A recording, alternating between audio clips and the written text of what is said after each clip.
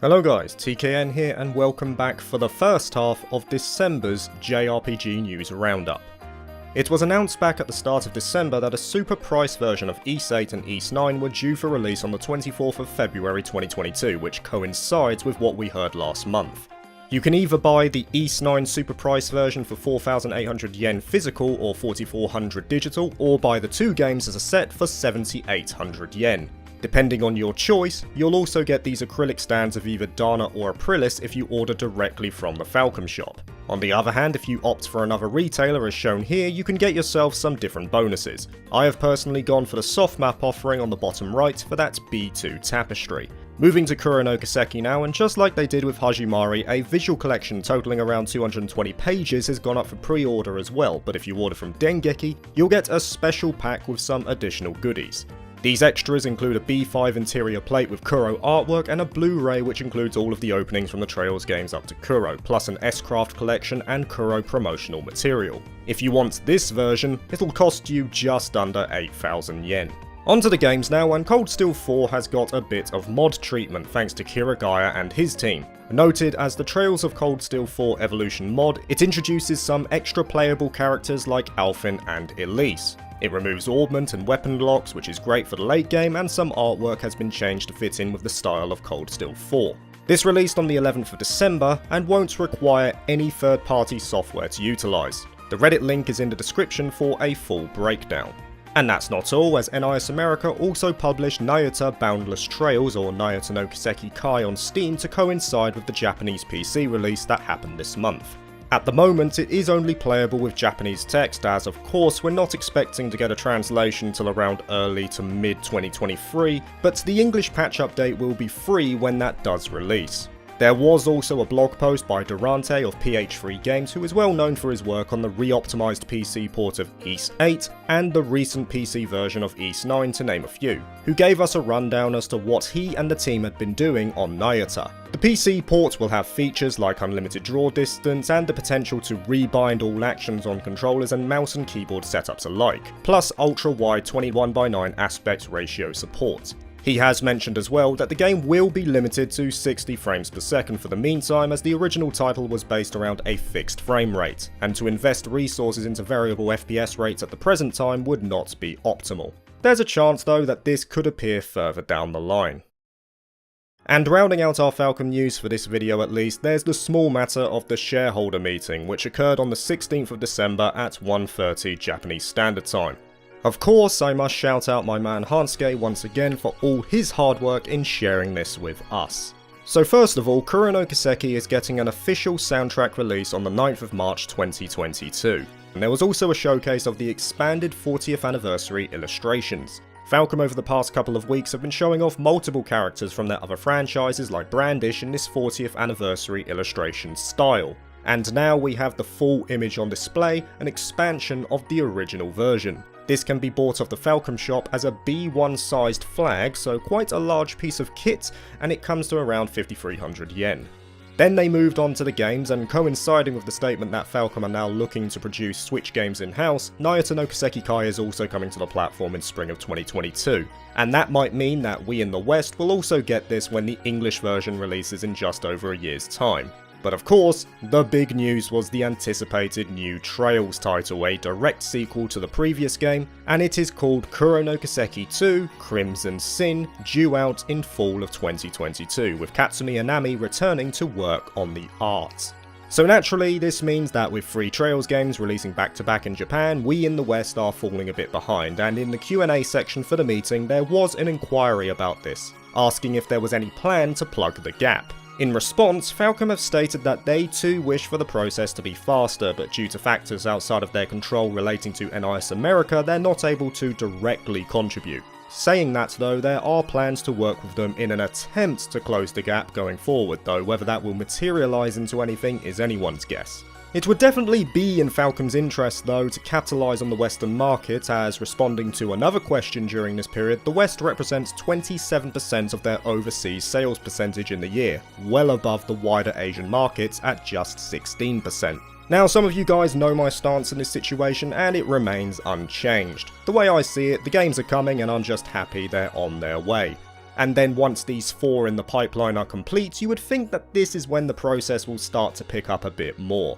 Like I've said before, I can relate to fans wanting to play these games sooner for fear of spoiling themselves especially, but we just have to stay patient for now. And hey, that means you'll have plenty of time for other awesome games away from the Trails series, which we'll be going over in the general JRPG news. So moving on to that, let's start with Square Enix, as there's a fair amount to push through in regards to them. I'm sure many people have seen the follow-up to the Chrono Cross remaster rumours, and it materialised in a crossover called Complex Dream for Another Eden, The Cats Beyond Time and Space, complete with an admittedly impressive trailer. Now, whether this is the culmination of that rumour or simply a precursor for something bigger down the line, who knows? All I know is that Square have done events like this before to ramp up the hype for upcoming releases. Just look at the final part of the Final Fantasy XIV Yorha event, which harkened to the upcoming release of the remastered Nier Replicant. Now, we will mention Final Fantasy XIV later, but let's go over some of the other games first. Final Fantasy XIII-2 has since been released on Game Pass on December the 2nd, and Final Fantasy X and X2 HD Remaster were added to the library of PlayStation Now on December the 7th, following on from Final Fantasy IX last month. But arguably the biggest news came on December the 9th, as it was announced that Final Fantasy VII Remake Intergrade would be releasing on PC via the Epic Games Store on the 16th of December, meaning that as of the time of this video's release, it is already up. For those who are not aware, Intergrade is the enhanced version of the original that released on PS5 with graphical and gameplay enhancements plus new content in the form of an episode called Intermission. As for PC, it will run in 4K and at a max of 120 FPS with full customization options for controllers and keyboard mouse setups as well. Here are the recommended benchmarks to get the best experience. Now, though this is good news as many people still don't have a PS5, there was some notable backlash concerning this announcement, as it appears that Square were passing on the increase in console prices to PC as well, charging $70 for the pleasure of playing it. And we Brits didn't get any respite either, it's also £70, which is actually more expensive for us unfortunate lot when you consider exchange rates. Now, the price was removed on December the 13th, potentially to stop the backlash, but it's back up there now, and they definitely are sticking tight to their guns on this one. I think I hear ships about to set sail. In other news, it appears The Legend of Mana Remaster, the 4th entry in the series originally releasing back in 1999, will also be coming to iOS and Android for $22. It originally released for PlayStation 4, Switch and PC back in June of this year. And for you SRPG fans, Triangle Strategy got a new English trailer on the 14th of December, showcasing a little bit more gameplay and treating us to some exposition. If you want to see the full 2-minute trailer, that link is in the description. Now, on to Final Fantasy XIV. Of course we must touch on this considering it's now finally released. Endwalker has been killing it, and that's no exaggeration. The game as of the 10th of December was reportedly the highest ranked game on Metacritic, sitting at 9.5 out of 10 on PC. Naturally that will change over time as more reviews come in, but that was a nice short-term accolade to hold, putting it above the likes of The Witcher 3 during that period. However, with great popularity comes great potential struggles, as players have been finding out. I can attest to this as well, but the queues for the game have been manic. From personal experience, I would finish work, immediately load up Final Fantasy XIV and put myself in a queue of around 5,000 plus people, getting into the game around 2 hours later. And that's if you were lucky to avoid the error code spawning from server congestion. Thankfully, the dev team have been keeping an eye on this, attempting some potential fixes like lobby server maintenance and backup servers to increase queue capacities. There is also a patch on the way. But the game has been doing so well that it's caused quite a bit of a problem for Yoshi P & Co, so much so that they've even halted sales for the game and stopped new account registrations. They've also imposed a kind of curfew on free trial players, only allowing them to play at off-peak hours like early morning and late at night. We'll have to see what they come up with, and hopefully the remedies work, because there's no doubt that in the hours I have been able to get in, Endwalker has been a blast. And it's clear that I'm not the only one that's been enjoying Final Fantasy XIV's offerings. Not only have many players stated that Endwalker is the best of the game so far, it also had a pretty good showing at this year's Game Awards, winning Best Ongoing Game and Best Community Support, which I think is well earned. Of course, we're not going to go over all of the awards here as we're only concerned about the JRPG, so we'll keep the coverage of the awards brief here, but there was some recognition for other titles, with Nier Replicant version Blurg winning Best Score in Music and Tales of Arise winning Best RPG. Congratulations to Tales of, that must have been a nice surprise to coincide with the 26th anniversary of the series. And that's not all, we have got a little bit more news to cover for Tales as well. The mobile title, Tales of Crestoria, is closing down on the 7th of February 2022, but the developers have stated that the characters themselves might appear in future crossover events. As for another mobile title, Tales of Luminaria will see its anime releasing on January the 20th, 2022, and I'm gonna be real here, I know the animation is meant to be more in line with the games, but that is not for me. Could be good though in terms of story, so it's being mentioned. However, some items I definitely am interested in are the Tales of Arise figures by Kotobukiya. We recently saw a prototype for Rainfall, and now Alfin has been shown off as well. It's also worth noting that Dohalim and Shion are due figures as well, we just don't know when they are due yet. And finally, last video we talked about the project concerning Tales of Destiny, and now it looks like we've got another fan project centered around Tales of Rebirth this time, via Life Bottle Productions and community member Stormy U, which is the 6th mainline title in the series that also never found its way west. It seems like they've already made good grounds on it, inserting 80% of the text and currently editing on proofreading the story and skits. I believe these guys also worked on the Tales of Destiny director's cut in the past, so they've definitely got credit behind them. Good luck in their endeavour. Moving on to the other big release from Bandai Namco in 2021, Scarlet Nexus had a few tidbits as well. For one, the fully painted version of Kisane has been shown off by Kotobukiya, and I was contemplating buying this one, but I don't know man, it's a bit off. Dead eyes and a flat face, I feel like I'm looking at a reflection here. Pre-orders aren't up as of yet, but I'll probably skip on this one. They also released version 1.05 as an update, plus the paid-for second Bond enhancement pack, giving you new bonding events, an ability called Nexus Drive, and a few more costumes. Pushing forward to Monster Hunter Rise now, the expansion Sunbreaker got a new teaser trailer at the Game Awards, showing off new storylines, new lands, and naturally, new monsters. This is releasing in summer of next year on PC and Switch. Now to a considerably smaller title in Edge of Eternity.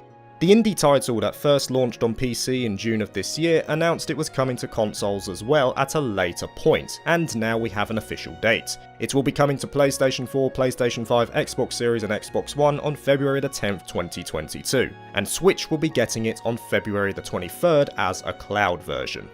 On to another game that is due out in February 2022, Monark got a combat trailer to showcase its turn-based combat. Once again, if you want to see that, I'll link the video in the description. From what I saw, it was giving me echoes of Disgaea combat, but I didn't see enough there to really get a true taste of what it's all about. Still looking forward to this one regardless. For fans of dungeon RPGs, Compile Heart's Merry Skelter 2 is coming to PC on a yet unannounced date. It also comes with a remake of the original game too, so a little bit to ponder there. And before we move on to our next big section, there was a little bit of information on the SaGa series in their 2021 Producer Talk livestream. It seems that in 2022, they're going to be announcing a new game, and if you've never heard of SaGa or want an idea of what it's all about, there was a remaster of SaGa Frontier released on Steam, PlayStation 4 and Switch back in April of this year. It's a classic JRPG experience that long-term fans will probably enjoy, so it's great to hear that it's not been forgotten. Alright, now we move on to Atlus, who, like Square, has had quite a bit to go over this time around. Back on the 6th of December, it was noted that there had been some activity on the Atlus Steam page. It appeared that a new game had been added behind the scenes, and come the Game Awards we found out exactly what it was. The spin-off fighting game Persona 4 Arena Ultimax will be coming to PlayStation 4, Switch and PC on March the 17th, 2022. While Japan will be getting physical editions of both the PlayStation 4 and Switch versions, the West will have to settle for digital only this time around. And once this announcement was done, there was a bit more info given on it in Volume 2 of the 25th Anniversary Times, which is the second of 7 projects Atlus have running in celebration of Persona's 25th anniversary. Within that video, there were also some mentions of merchandise as well, and I picked out the ones that really took my eye. First of all, Persona 5 Royal and Persona 5 Strikers are getting soundtracks in February of 2022, and both will have one extra song not found in the limited editions. Strikers will get Towards a Dream, the English ending from the game, and Royal will get the full version of Colours Flying High. They'll also be available on music streaming services, which completes the set as previously they were not included due to being newer titles. The other one that caught my eye was a vinyl set in collaboration with I Am 8-Bit. It's over 8 hours worth of music spanning from Persona 1 all the way to Persona 5. You're getting a certificate of authenticity and 15 discs in a nice collector's box. However, this is only for the die-hard fans as it's pretty pricey. $400 in fact, and that's no different in pounds either.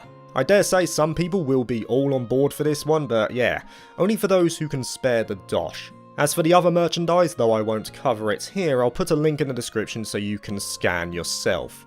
Now, sticking with Atlus, there is also a rumour floating around courtesy of Nintendo Life, stating that Persona 3 Portable is due a multi-platform release, but honestly this rumour is pretty well known for those who are in the loop. What's interesting though is that if this rumour does eventually manifest into something, it appears they won't be porting FES, which of course has the extra epilogue content and the cutscenes.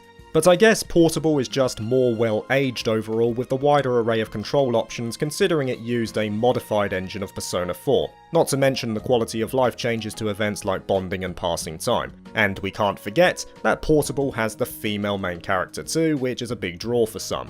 Now this might be another project due to be announced in an upcoming 25th anniversary times, who knows, but considering the success of the likes of Persona 4 Golden on Steam in particular, there's certainly a demand to capitalise on. The next stream will be in February 2022, so I'll keep an eye on that. Closing out the Atlus section, a little bit more regarding SMT V and its sales figures. In the previous video we mentioned that Shin Megami Tensei 5 had done very well in the likes of Japan and the UK. And according to NPD results for November 2021, which is a tracker for sales in the video game industry for North America, it also did well in the US, being the highest dollar sales based SMT ever. Now this figure didn't include digital versions, but it's also important to note the difference in price between platforms. The retail value of games has naturally increased over the years despite the Atlus premium. And then you've got the Fall of Man Edition 2, which in of itself sold out pretty much everywhere, which surely would have contributed even more to ballooning the physical figures. Nonetheless, it meant that Shin Megami Tensei 5 was the 16th highest selling game in terms of dollars earned on all platforms, and the 6th highest on Nintendo's charts. It's worth noting as well that these charts do have a small error. The asterisk should be next to the title to show that these figures are excluding digital sales, for those more observant viewers. And finally, let's go over some more upcoming releases that might catch your eye. Warning here, there is a lot of Switch love. Firstly, .hack GU Last Recode is going to be coming to Switch on the 10th of March 2022, which is a HD remaster of the original trilogy from back in 06-07. So that means you're getting Rebirth, Reminisce, Redemption, and a new chapter called Reconnection, all in one convenient package. The game is also on PlayStation 4 and PC. Now, SRPG fans might be interested in this one. Vesteria Saga Gaiden, the Sacred Sword of Sylvanister, is coming west in 2022 via Steam. It follows on from the first Vesteria Saga, War of the Scions, which came west in late 2019 for PC as well. It's headed by someone notable, Shozo Kaga, who is the original creator of a little-known title called Fire Emblem, being the development lead and creative contributor for the story and game settings back in the day. As for this game, it has multiple endings influenced by your choices, ally conversations, and 30 characters to recruit with different classes, weapons, and skills. Reading this synopsis, it was giving me some Langrisser 1 and 2 memories, so if you like that game, maybe you'll like this too. Onto Grand Blue Fantasy now with Relink, which is now also getting a PC version on top of its PS4 and PS5 worldwide releases in 2022, though no exact date has been given as of yet. Additionally, Cygames also released a new teaser trailer which shows off more of what the game is all about. I honestly think this is one to look out for next year, and I hope to give it a whirl very quickly after its release. Going back in time a bit now, where in October it was revealed that the action RPG Crystar would be coming to Switch in spring. Well, we now have an official date for that. It is due out on March the 29th in North America and April the 1st in Europe. Please don't be an April Fool's joke. Moving back to Compile Heart and Idea Factory now, as it wasn't just Merry Skelter that got some attention. Defend Request 2 is coming to Switch on February the 8th for North America and the 11th for Europe, and Neptunia X Senran Kagura Ninja Wars, which released back in October this year, is also coming to Switch and PC in spring of 2022. This also means that you'll get another chance to buy the limited edition, which is one of the better looking ones I've seen in recent memory. It's not on pre-order yet, but you can add it to your wish list for when the window opens. And finally, a really interesting one here, but as part of Nintendo's Indie Showcase, there was a release date given for Sea of Stars, which was announced for Switch and PC, with remaining platforms to be announced in spring of next year. It's a turn-based RPG, and it also involves Yasunori Mitsuda as a guest composer, who some might know from his work on Chrono Trigger and Xenoblade Chronicles 2. It's got a very pleasant look to it with crisp animation, and it seems this team, Sabotage Studios, were able to raise enough through their Kickstarter to make it happen. At the moment, they say that they're expecting it to release this time next year in the holiday season of 2022. And that is it, guys. Your first half of the December JRPG news roundup is complete. Naturally, if there's hardly anything going on in the second half of the month, then I just won't bother, and I can just get to Christmas and New Year's celebrations early, but I hope to see you around for the next one, whether that's this month or next. Have a good one, happy holidays, and peace.